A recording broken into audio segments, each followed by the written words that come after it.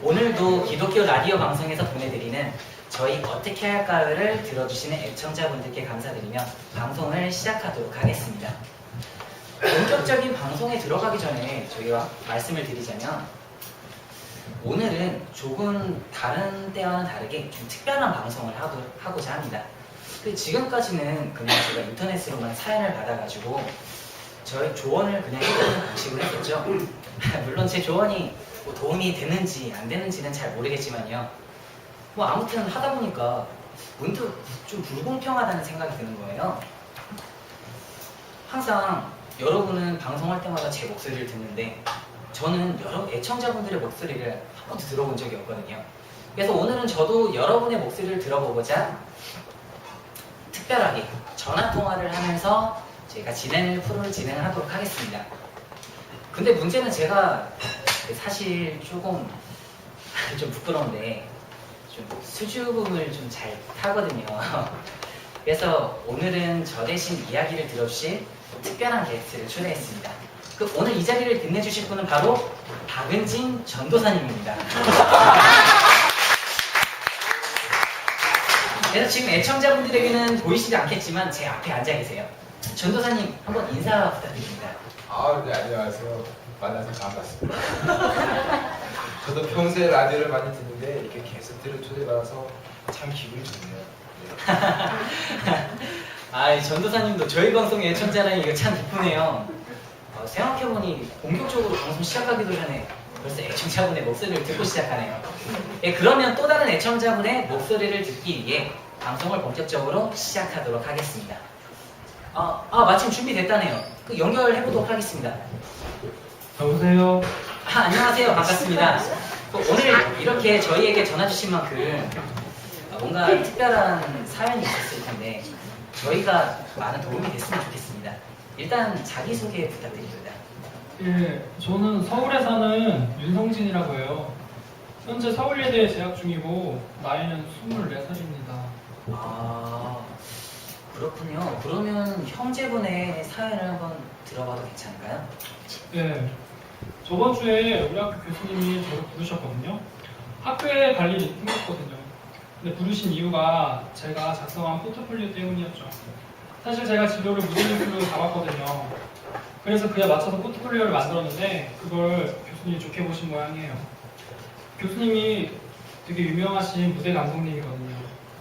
제가 할 마음이 있으면은 방학 때 그분이 계시는 일본의 극단으로 와서 한번 배워보는 게 어떻겠냐고 하셨거든요. 이거 상당히 좋은 기회를 잡으셨네요. 그렇죠. 게다가 그 무대 감독님은 엄청 유명하신 분이에요. 일본에서 활동하고 계신데 이쪽 세계에서는 모르는 사람이 거의 없을 정도로 유명하시죠.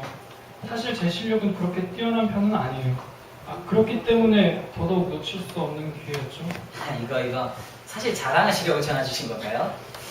제가 연극이나 무대 쪽은 잘 모르겠는데 제가 봐도 엄청난 행운을 잡으신 걸로 보이는데요. 그래요. 여기까지라면 이보다 좋은 일은 없을 거예요. 문제는 그 다음이죠. 그렇게 들떠서 학교를 가던 도중에 그만 사고를 당하고 말았어요. 학교 안으로 들어오는 트럭에 깔렸거든요.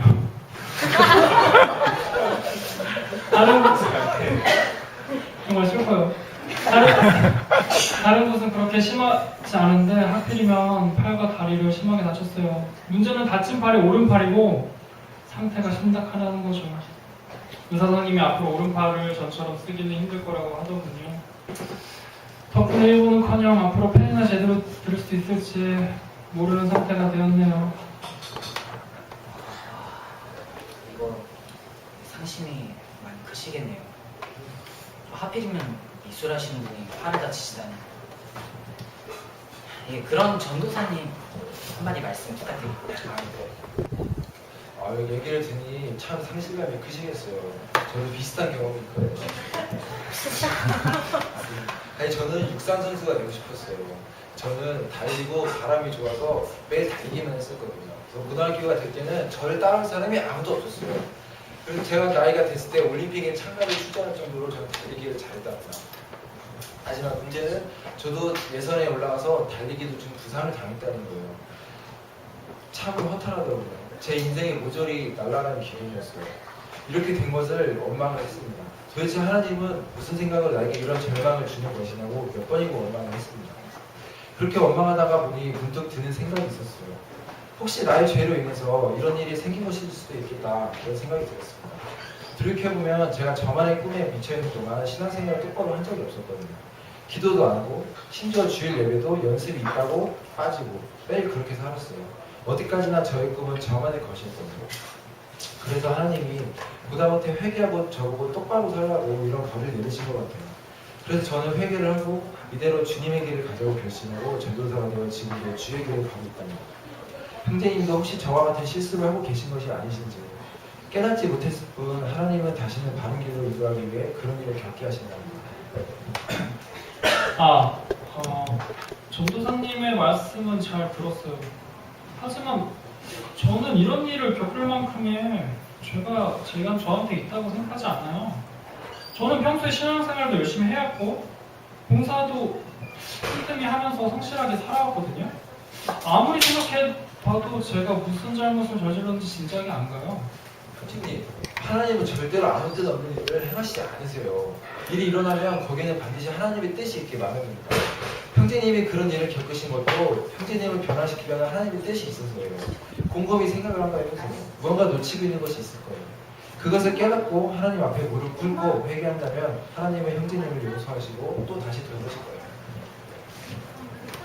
그러면 제가 어떤 죄가 있어서 이런 일이 일어났다고 말씀하시는 것 같은데 저는 죄가 없어요.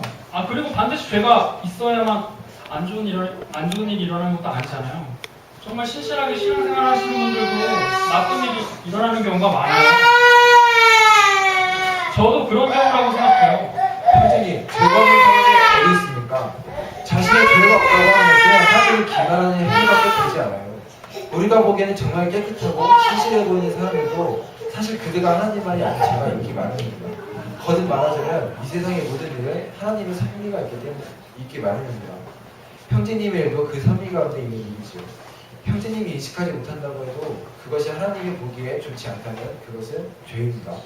일단 그것을 회개하고 돌이키는 것이 우선이에요. 그러면 맨날 죄 짓고 사는 사람들과 신앙을 지키며 사는 사람이 잘 먹고 잘 사는 경우는 무엇인가요?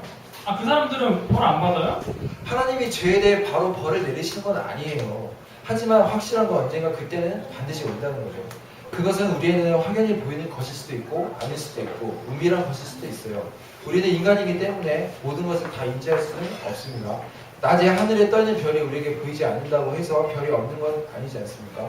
똑같이 우리 눈에는 보이지 않아도 하나님은 움직이고 계십니다. 형제님이 아무리 깨끗하다고 주장하여도 하나님이 보기에는 그저 사람일 뿐이에요.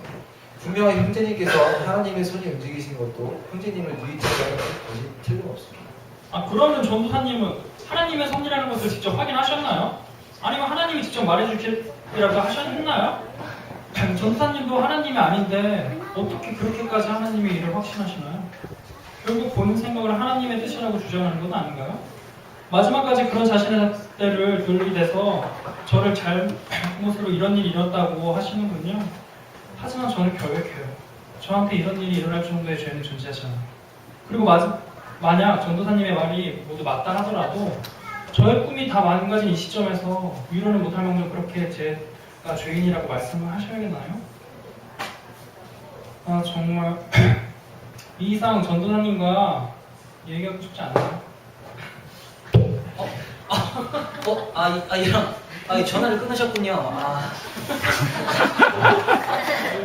제가 너무 태도가 나빴던 것 같습니다. 하루 빨리 저 불쌍 어린 양이 주님께 회개하길 바라니 많고 너무 몰아붙이기만 해서 형제의 기분이 상하게 하거든요.